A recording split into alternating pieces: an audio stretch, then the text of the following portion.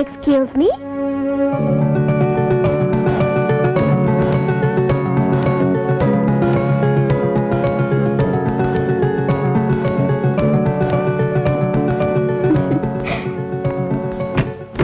తలుపు మూస్తావా? ఎవరు నువ్వు? క్రాంతి పత్రిక విలేకరిని. మిమ్మల్ని ఇంటర్వ్యూ చేయడానికి వచ్చాను. సుత్తి స్పానర్లు పట్టుకునేవాడిని.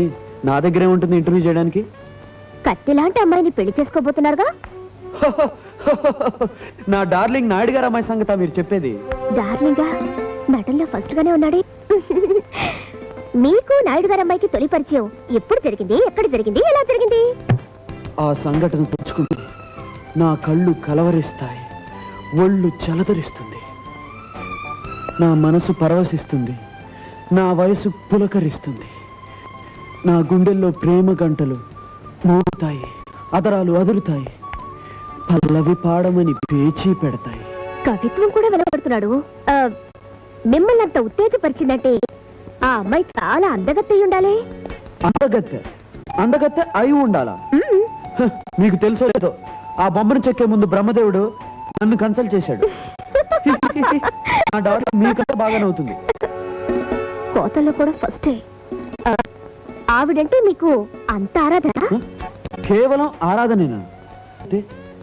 నేను మజ్నూని, ఆవిడ జూలియట్ అయితే నేను రోమియోని, అనార్కలి అయితే నేను సలీంని, ఆవిడ పార్వతి అయితే నేను దేవదాసిని.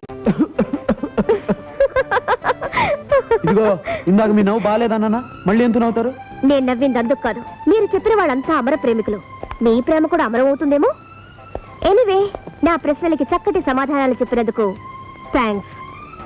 ఎందుకండి అంత కోపంగా చూస్తారు? మీ పేరేమిటి? లత. నాయుడు గారు అమ్మాయి.